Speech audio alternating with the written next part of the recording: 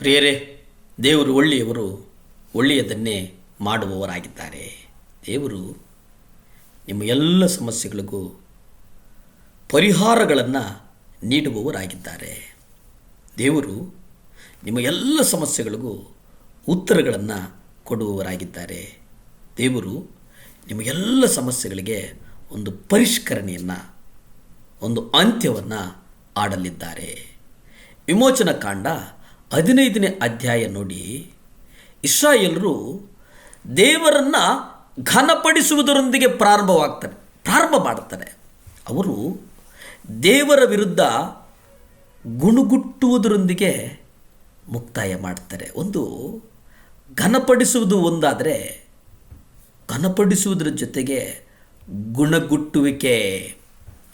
ಅರಣ್ಯದಲ್ಲಿ ಇಸ್ರಾಯೇಲರು ಅನೇಕ ಸಲ ಇದೇ ರೀತಿಯಾಗಿ ಮತ್ತೆ ನಡೆದರು.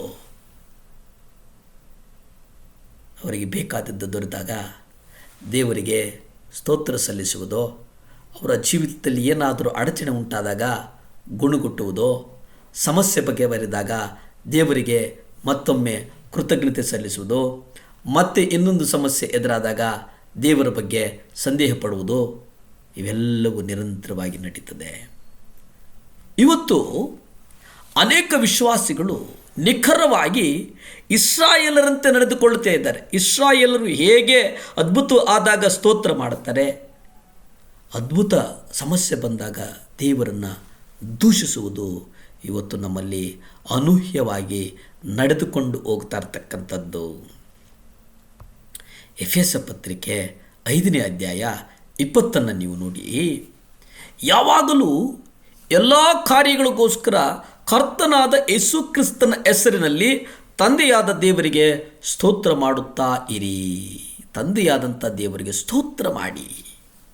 ದೇವರು ಹೊಸ ಒಡಂಬಡಿಕೆಯು ತನ್ನ ಮಕ್ಕಳು ಹೇಗೆ ಜೀವಿಸುವುದನ್ನು ನಿಶ್ಚಯವಾಗಿ ಉದ್ದೇಶಿಸಲಿಲ್ಲ. ಅನ್ಯ ಭಾಷೆಗಳಲ್ಲಿ ಮಾತನಾಡುವ ವರವನ್ನು ನೀಡುವ ಪವಿತ್ರಾತ್ಮನು ಒಬ್ಬ ವ್ಯಕ್ತಿ ಮಾತೃಭಾಷೆಯ ಮಾತನ್ನು ನಿಯಂತ್ರಿಸಲು ಸಾಧ್ಯವಿಲ್ಲವೇ? ಖಂಡಿತವಾಗಿಯೂ ಆತನು ಅದನ್ನು ಮಾಡುವುದಕ್ಕೆ ಶಕ್ತನಾಗಿದ್ದಾನೆ.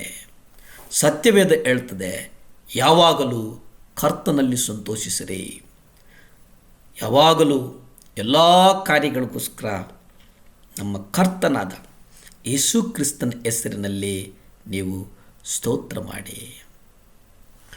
ಹೊಸ ಒಡಂಬಡಿಕೆಯಲ್ಲಿ ಎಲ್ಲ ಸಮಯದಲ್ಲಿ ಇದುವೇ ನಮಗೆ ದೇವರ ಚಿತ್ತವಾಗಿದೆ, ಈ ಆಜ್ಞೆಗಳನ್ನು ಪಾಲಿಸಲು ನಮಗೆ ಸಹಾಯ ಮಾಡಲಿಕ್ಕೆಂದೇ ಪವಿತ್ರಾತ್ಮನು ನಮಗೆ ಅನುಗ್ರಹಿಸಲಾಗಿದೆ.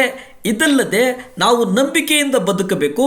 ನಾವು ಎದುರಿಸುವ ಪ್ರತಿಯೊಂದು ಸಮಸ್ಯೆಗೂ ದೇವರು ಈಗಾಗಲೇ ಪರಿಹಾರವನ್ನು ಯೋಜಿಸಿದ್ದಾರೆ, ನಮ್ಮ ಜೀವಿತದಲ್ಲಿ ನಡೆಸ್ತಾರೆ ಎಂಬುದನ್ನು ನಾವು ನಂಬಬೇಕು.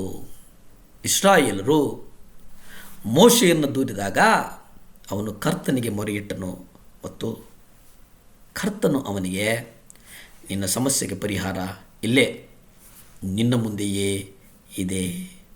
ಕರ್ತನು ಹೇಳಿದಂಥ ಮಾತೇನು ವಿಮೋಚನ ಕಾಂಡ 15:25 ಹೇಳ್ತದೆ. ಅವನು ಕರ್ತನಿಗೆ ಮೊರೆಯಿಟ್ಟನು, ಆಗ ಕರ್ತನು ಅವನಿಗೆ ಒಂದು ಮರವನ್ನು ತೋರಿಸಿದನು. ಅವನು ಅದನ್ನು ನೀರಿನಲ್ಲಿ ಹಾಕಿದಾಗ ನೀರು ಸಿಹಿಯಾಗಿ ಮಾಡಲ್ಪಟ್ಟಿತು. ಅಲ್ಲಿ ಆತನು ಅವರಿಗಾಗಿ ಒಂದು ನಿಯಮವನ್ನು, ಒಂದು ಶಾಸನವನ್ನು ಮಾಡಿ ಅಲ್ಲಿಯೇ ಅವರನ್ನು ಪರೀಕ್ಷಿಸಿದನು.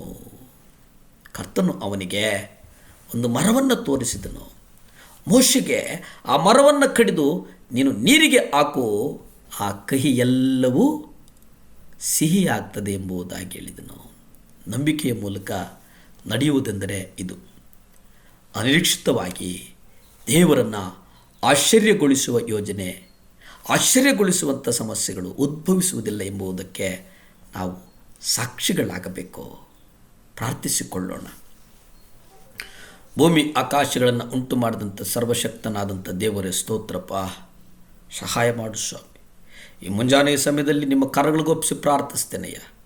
ಭಾರತದ ಭೂಪಟದಲ್ಲಿರ್ತಕ್ಕಂಥ ಎಲ್ಲ ಸಭೆಗಳನ್ನು ನಿಮ್ಮ ಕರಗಳಿಗೊಪ್ಪಿಸಿ ಪ್ರಾರ್ಥಿಸ್ತೇನೆ. ಸಭಾಪಾಲಕರನ್ನು ನಿಮ್ಮ ಕರಗಳಿಗೊಪ್ಪಿಸಿ ಪ್ರಾರ್ಥಿಸ್ತೇನೆ. ಕುಟುಂಬಗಳನ್ನು ನಿಮ್ಮ ಕರಗಳಿಗೊಪ್ಪಿಸಿ ಪ್ರಾರ್ಥಿಸ್ತೇನಪ್ಪ. ಸಹಾಯ ಮಾಡಪ್ಪ ದೇವರೇ, ಸಹಾಯ ಮಾಡು. ಪರಿಶುದ್ಧನೇ ಸಹಾಯ ಮಾಡು. ಮಹೋನ್ನತನೇ ಸಹಾಯ ಮಾಡು. ರಾಜಾದಿರಾಜನೇ ಸಹಾಯ ಮಾಡು. ಎಲ್ ಶಡ್ಡಾಯ್ ಸಹಾಯ ಮಾಡು ಸ್ವಾಮಿ. ಸಭೆಗಳು ಹೆಚ್ಚಾಗಲಿ ದೇವರೇ, ಸಭಾಪಾಲಕರಿಗೆ ವರಗಳು ಹೆಚ್ಚಾಗಲಿ ಸ್ವಾಮಿ. ಅವರ ಕುಟುಂಬಗಳು ಆಶೀರ್ವದಿಸಲ್ಪಡಲಿ. ಯೇಸುವಿನ ನಾಮದಲ್ಲಿ ಬೇಡ್ತೇನೆ ಪರಮ ತಂದೆಯೇ, ಆಮೇನ್, ಆಮೇನ್.